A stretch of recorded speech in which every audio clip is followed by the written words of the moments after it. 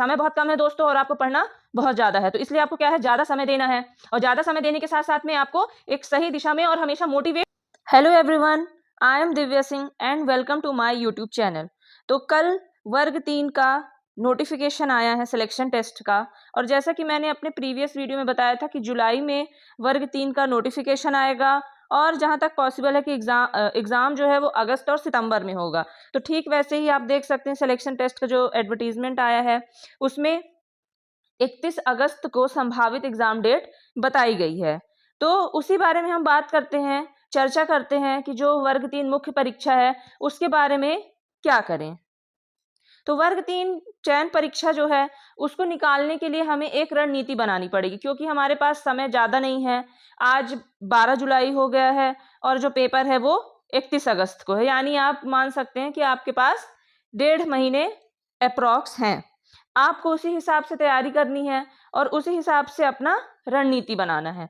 तो सबसे ज़्यादा ज़रूरी क्या है, एक अच्छी स्ट्रैटेजी का होना। अगर आपको इतने कम टाइम में कोई भी एग्ज़ाम निकालना है तो उसके लिए बहुत ज़रूरी है एक अच्छी स्ट्रैटेजी का होना। और अगर कहते हैं कि अगर आपने ठान लिया है तो कोई परीक्षा आपको रोक नहीं सकती, और आपका चयन सिर्फ मेहनत ही नहीं सही दिशा में मेहनत से होगा। तो ये एकदम बिल्कुल सही बात है कि आप मेहनत तो कर रहे हैं, लेकिन उसको कैसे करना है, सही दिशा में मेहनत करनी है। और जब तक आप सही दिशा में मेहनत नहीं करेंगे तो चयन आपका नहीं हो पाएगा। इसीलिए हम आज कैसे हमें अपनी रणनीति बनानी है, किस हिसाब से हमको पढ़ना है, उस पे हम चर्चा करने वाले हैं। तो सबसे पहला होता है रणनीति में टाइम टेबल। तो आप अपना टाइम टेबल बनाइए। आप चाहें तो उसको 10-10 दिनों में भी बांट सकते हैं, और अपने हिसाब से टाइम टेबल जैसा आपको समझ में आए उस हिसाब से टाइम टेबल बनाइए। लेकिन उसमें ये ज़रूर ध्यान दीजिए, क्योंकि समय बहुत कम है आपके पास, तो कम से कम जो आपका टाइम टेबल है वो कम से कम 8 से 10 घंटे उसमें ज़रूर हों। 8 से 10 घंटे होंगे तो अच्छे से आप अपना जो सिलेबस है उसको टाइम से कंप्लीट कर पाएंगे और रिवाइज कर पाएंगे। क्योंकि जो सिलेबस है उसमें 5 पार्ट हैं, उस हिसाब से ही आपको अपना 8 से 10 घंटे का जो आप शेड्यूल बना रहे हैं उसमें उन 5 सब्जेक्ट को बराबर बराबर टाइम देकर बांटें। और हर रविवार को क्या कीजिए, रिवीजन कीजिए और मॉक टेस्ट दीजिए। मॉक टेस्ट तो आप अभी से ही जो है तो ज्वाइन कर सकते हैं। कई कोचिंग वाले भी जो है तो मॉक टेस्ट अवेलेबल करा रहे हैं, आप उनसे मॉक टेस्ट ले सकते हैं और मॉक टेस्ट दीजिए। हर संडे को आप मॉक टेस्ट दीजिए। इससे क्या होगा, आपको प्रैक्टिस होगी कि इस टाइम में जो आपको टाइम है उतने टाइम में आप कर पा रहे हैं कि नहीं कर पा रहे हैं 100 क्वेश्चन सॉल्व। तो ये सारी चीज़ें क्या है, आपका सिलेबस भी यहाँ कंप्लीट होता रहेगा, और मॉक टेस्ट देंगे तो आपका टेस्ट देने की हैबिट भी आ जाएगी, और एक तरीके से आप देखेंगे तो आपका रिवीजन भी हो जाएगा। तो आपने जो एक सप्ताह में पढ़ा है उसको क्या कीजिए, हर संडे को रिवाइज कीजिए। और ज़रूरी है ये बिल्कुल ध्यान दीजिएगा कि जब भी आप टाइम टेबल बनाएं उसमें जो सब्जेक्ट है, 5 सब्जेक्ट, सबको बराबर बराबर समय दीजिए। या जो आपको सब्जेक्ट थोड़ा टफ लग रहा है, या फिर जैसे साइंस है, साइंस का वेटेज थोड़ा ज़्यादा है, 30 नंबर का है बाकी सब्जेक्ट की अपेक्षा, तो आप साइंस को थोड़ा ज़्यादा समय दीजिए। इस तरीके से आप अपने टाइम टेबल को बनाइए। फिर आता है विषय अनुसार तैयारी की रणनीति, क्योंकि 5 विषय हैं, आप देख सकते हैं जैसा कि स्क्रीन पे। सबसे पहला है हिंदी, जो कि 15 क्वेश्चन आएंगे और हर क्वेश्चन के 1 अंक है, तो 15 मार्क्स का आपका हिंदी होगा। अंग्रेजी भी 15 मार्क्स का है। जो मैथ है वो 20 मार्क्स का है, और सोशल साइंस 20 मार्क्स का। जो साइंस है वो 30 मार्क्स का है। यानी आपके पूरे अगर आप देखेंगे तो वेटेज किसका ज़्यादा आ रहा है, साइंस का अकेले वेटेज ज़्यादा आ रहा है। तो आप इस हिसाब से ही अपना विषयवार जो है तो रणनीति बनाइए। अगर आपको जैसे लग रहा है साइंस है या फिर मैथ है, कुछ बच्चों को लग सकता है कि मैथ टफ लगे, कुछ बच्चे जो को साइंस टफ लग सकता है, उस हिसाब से आप बनाइए कि जो आपको टफ लग रहा है उसको रोज़ थोड़ा ज़्यादा समय दीजिए। अगर आप हिंदी इंग्लिश को आप अगर 1-1 घंटे दे रहे हैं तो आप जो साइंस है उसको आप 2 घंटे दीजिए। या अगर आपको मैथ टफ लग रहा है तो आप उसको 2 घंटे दीजिए, और उस हिसाब से अपनी रणनीति बनाइए। या फिर आप इस हिसाब से भी बना सकते हैं कि आपने पहले साइंस सब्जेक्ट को कंप्लीट कर लिया, फिर उसके बाद आपने मैथ को, फिर सोशल साइंस हो गया, और फिर हिंदी इंग्लिश लैंग्वेज सब्जेक्ट हो गए। इस हिसाब से भी आप अपनी स्ट्रैटेजी बना सकते हैं। जिस हिसाब से भी आप कंफर्टेबल हो और आपको लगे कि आप कंप्लीट कर ले जाएंगे, आप उस हिसाब से अपनी स्ट्रैटेजी बना सकते हैं। लेकिन ध्यान ये रखिएगा कि जो भी आपका सिलेबस है वो आने मतलब कि कम से कम आज 12 जुलाई है तो आपका 15 अगस्त तक आपका सिलेबस 1 महीने में कंप्लीट हो जाए। तो समय बहुत कम है दोस्तों और आपको पढ़ना बहुत ज़्यादा है, तो इसलिए आपको क्या है, ज़्यादा समय देना है। और ज़्यादा समय देने के साथ साथ में आपको एक सही दिशा में और हमेशा मोटिवेट होके आपको काम करना है, आपको पढ़ाई करनी है। बिल्कुल भी निराशाजनक बिल्कुल मत होइएगा। हमेशा मोटिवेट रहिए कि आपको पढ़ना है। आपको सिर्फ क्या दिखना चाहिए, वो पोस्ट दिखनी चाहिए कि मैं आने वाले जब भी रिजल्ट आएगा, मैं इसमें एक पोस्ट मेरी पक्की है, मेरा इसमें सिलेक्शन पक्का है। पेपर आप जब देने जाएं तो भी आप कॉन्फिडेंट रहिए, जब आप आए तो भी आप कॉन्फिडेंट रहिए कि नहीं मेरा तो सिलेक्शन हो जाएगा। इसलिए बिल्कुल भी तैयारी में कोई भी कमी मत कीजिए और अपना 110% एफर्ट इसमें लगा दीजिए। अब हमने विषय अनुसार तैयारी की रणनीति पे चर्चा की। अब उसके बाद मॉक टेस्ट और प्रीवियस ईयर क्वेश्चन की प्रैक्टिस। तो आप हमेशा जो है तो एक टॉपिक वाइज टेस्ट तो देते ही रहिए, हर 3 दिन में आप टॉपिक वाइज टेस्ट दीजिए। उसके साथ साथ में क्या है, वीकली, जैसे अभी मैंने संडे को बताया ना कि आप संडे को या कोई भी आप एक दिन रख सकते हैं जिस दिन आप फ्री हो, उस दिन आप क्या कीजिए, चाहे मंडे हो संडे हो कोई भी दिन हो, आप क्या कीजिए, एक फुल लेंथ मॉक टेस्ट दीजिए, FLT दीजिए। और बाकी 2 या 3 दिन में आप टॉपिक वाइज टेस्ट दे सकते हैं। यानी एक दिन आपने हिंदी का दे दिया, एक दिन इंग्लिश का, एक दिन मैथ का, साइंस का, सोशल साइंस का। इस तरीके से भी आप कर सकते हैं, ठीक है। और जब आप ये सब टेस्ट और प्रीवियस ईयर क्वेश्चंस देख रहे हैं तो आप क्या कीजिए, अपने गलतियों को सुधारिए। अगर आप अपनी गलतियों को नहीं सुधार रहे हैं तो आप बहुत बड़ी खुद ही गलती कर रहे हैं। मॉक टेस्ट इसीलिए होते हैं कि जो भी आपसे कमियां हो रही हैं, जहाँ पे भी आप कमजोर हैं वहाँ पे आप ज़्यादा ध्यान दीजिए, है ना, और अपनी गलतियों को सुधारिए। मान लीजिए किसी टॉपिक पे आप कमजोर हैं, उस पर ज़्यादा ध्यान दीजिए।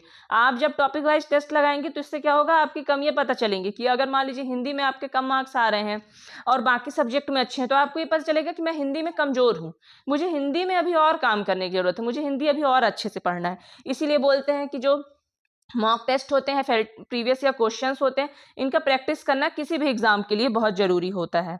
और वही है कि आप जितना पढ़ेंगे उतना ही ज़्यादा आप निखरेंगे। जो पसीना परीक्षा से पहले बहाता है उसे परीक्षा में खून नहीं बहाना पड़ता। और जितना आप अभ्यास करेंगे उतना ही ज़्यादा आप सफलता के करीब जाएंगे, क्योंकि अभ्यास ही सफलता की जननी है। अब फिर हो गया रिवीजन। रिवीजन के लिए भी आपको एक स्ट्रेटजी बनानी है। आप दिन भर में जितना भी पढ़ते हैं उसमें से 1 घंटे निकालिए रिवीजन करने के लिए। और चाहे कितना भी हो जाए, आप कितना भी टाइम हो जाए, आप कितना भी थक गए हैं, लेकिन जो आपने पढ़ा है उसको रिवाइज जरूर कीजिए। एकदम रिवाइज करने के बाद ही सोइए, क्योंकि वो आपके दिमाग में और ज़्यादा अच्छे से रहेगा।